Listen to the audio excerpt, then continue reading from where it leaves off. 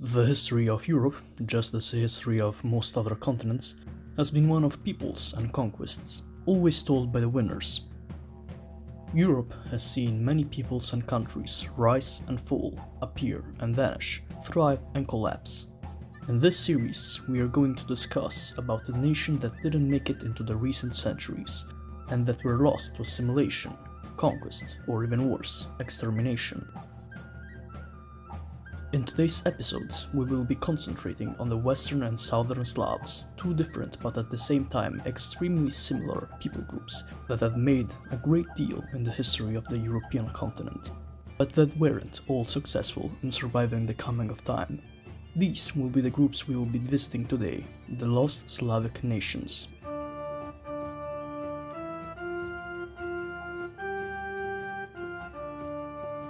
In the northern plains of the region called Germania by the Romans, the ones whose beaches are washed by the Baltic Sea, there once lived a union of Western Slavic tribes, the Obodrites. We have records of the existence of this fascinating confederacy from the 8th to the 12th century AD. The Obodrites, whose name probably recalls its origin from the Proto-Slavic word bodrisi, meaning brave, name given to them after seeing their immense abilities in battle, first practiced Slavic paganism, where they prayed mainly to the gods Prov and Podraga, then, due to German missionaries and immigration, converted to Christianity, although they fought hard to preserve their Norse-inspired Slavic faith from the Christians. This union was formed between many tribes, of which the most known were the Wismar-Schwerins, the Warnover, the Trav-Elbe-Polabians, the Gervani, and the Wagrians. In the times of Charlemagne's empire, and even after, they were tributaries or allies of the empire, and fought against the Germanic pagan Saxons, who they won against, greatly expanding their realm to the north and to the south. But how did this great civilization, whose name indicated their braveness in fighting, vanish? Their decline started when the Union Prince Naco, hating the regional dominance of the Germans, tried gaining strength and glory fighting against the Holy Roman Empire in the period of territorial expansion of the Obodrites. This, unfortunately for the Confederacy, ended in a tragic defeat at the Raxa River in 1955, where Naco's brother was beheaded and he was forced to accept German dominance and convert to Christianity. The sons of Naco, disappointed by their father's defeat, reconverted to their pagan faith after an ancient ritual, then created a massive coalition of Slavic people living near the Holy Roman Empire and rebelled in their event known as the Great Slavic Rising. Although certainly brave, this didn't stop them from losing against the imperial forces of Emperor Otto III, who forced them into a tributary status and their reconversion to Christianity. After limiting their expansion, the power, influence and wealth of these people diminished greatly in the course of the following century, bringing them to eventually, in 1167, accept Saxon suzerainty, thus ending Obodrite sovereignty. The region was transformed into a Germanic-controlled duchy called Mecklenburg that eventually became so much integrated in Imperial German society, with their population even culturally shifting to Germanic, or simply being overwhelmed by the new German settlers to a point where it just became another German region. The last remaining proof of the existence of this once proud nation is the surnames of certain families living in the area, which can be traced back to having a West Slavic origin. If the Obodrites weren't defeated in 1955, perhaps their country would look like this now.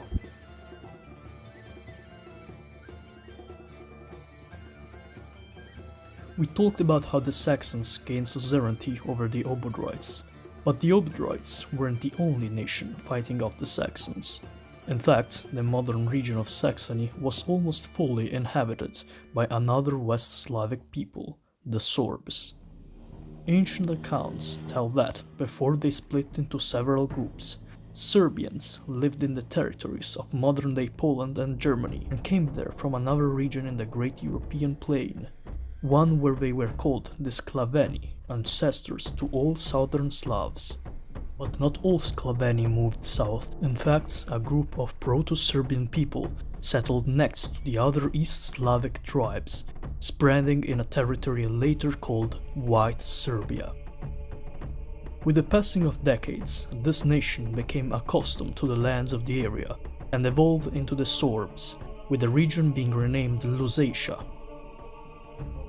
Differently from other South Slavic nations, the Sorbs were moderately successful as a civilization. Their status as an independent realm lasted almost the same as the one of the Obodroids. The first accounts of these people can be found at the start of the 7th century, and the end of their status as independent was in the 10th century, when they were subjugated by the Holy Roman Empire. But how did this nation manage to survive the years? Yes, survive. In fact, the Serbians are still alive. They are an extremely small recognized minority in modern-day Germany, although their numbers have been dwindling for the last century, and it is unlikely that at the end of the 21st century anyone will identify himself as a Serb. But even then, how did they manage to survive, even if only barely, in such a hostile environment?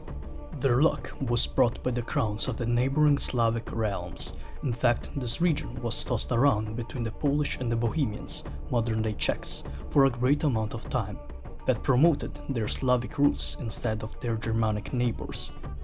Although eventually these lands would become part of the German Duchy of Brandenburg, later the Kingdom of Prussia, and finally the German Empire, the initial Slavic influence managed to stay present, just enough to make them survive to the present. An interesting fact is that in the Cold War, the Soviets spread the idea of Serb blood being shared by most citizens of the GDR, which was proved to be partially true in the following decades. As most know, modern-day Slavic countries are divided into East Slavic, West Slavic, and South Slavic. The Western Slavs and the Eastern Slavs border each other in this area, but the Southern Slavs aren't linked by any land connection to the rest of the Slavs. There was, although, an archaic time when they were linked with the Western Slavs. This was when the Pannonian Slavs inhabited what is now Western Hungary and Northern Serbia.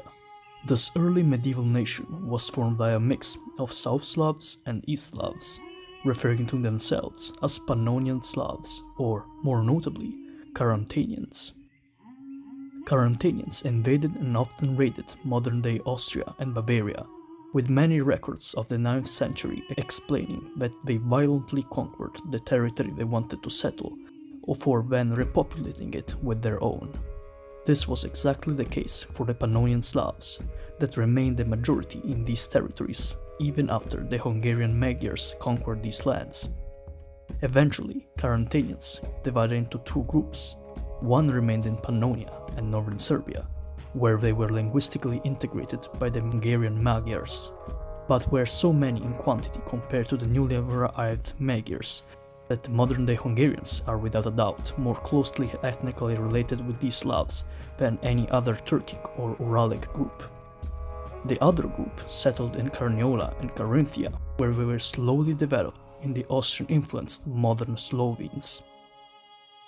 Perhaps if the Carantanians in Pannonia weren't conquered by the nomadic Magyars, their modern state would look like this, and they would be the lost link between the Western and the Southern Slavs countries. In the Great Slavak Migration era, the West and South Slavic tribes in the search for new lands to settle adventured in all parts of Central and Western Europe. But one area was predilected by the Southern Slavs, the Balkans.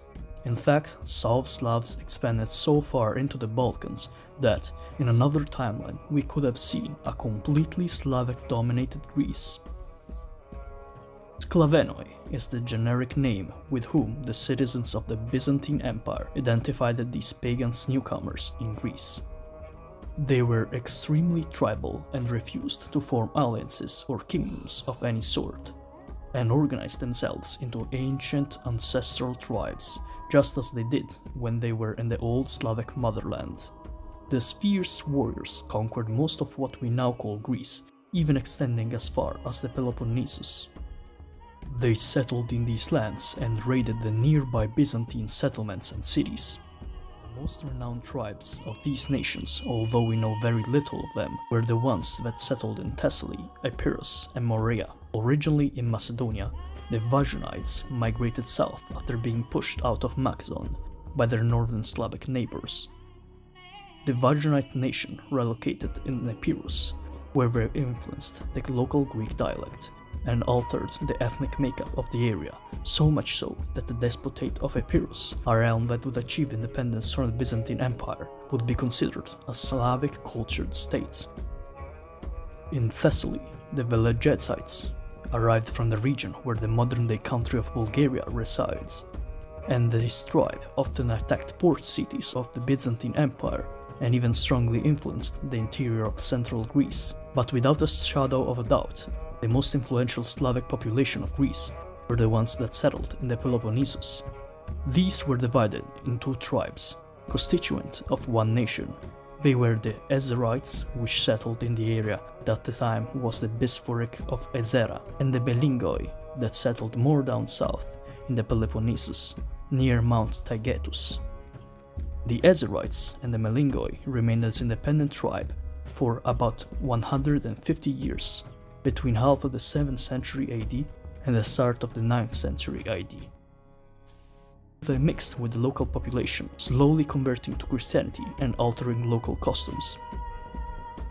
These two nations rebelled into a separatist army against Romanos Lecapenus' reign of the Byzantine Empire, but they were defeated by one of his strategists. The Ezerites and the Melingoi influence in Greece was way bigger than what most people expect. In the 2010s, the University of Washington conducted a study on the ethnic makeup of the Greeks of the Peloponnesus, after theories from a different 19th century historian about a possible replacement of Greeks in the Peloponnesus by the Slavs was brought to light. The studies confirmed that indeed, in those 200 years of Slavic domination of the area, the Ezerites and the Melingoi almost brought to extinction the local Greek inhabitants of the Peloponnese, and the studies tell that this would explain why so many people in Greece seem to have facial traits more akin to Slavs, like fairer skin, blonde hair and blue eyes.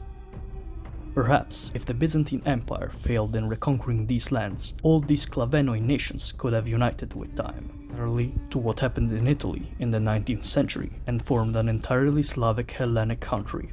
And that's where we'll end this video for today. If you enjoyed the video, like, subscribe, and stay for more episodes of the Lost Nations of Europe series.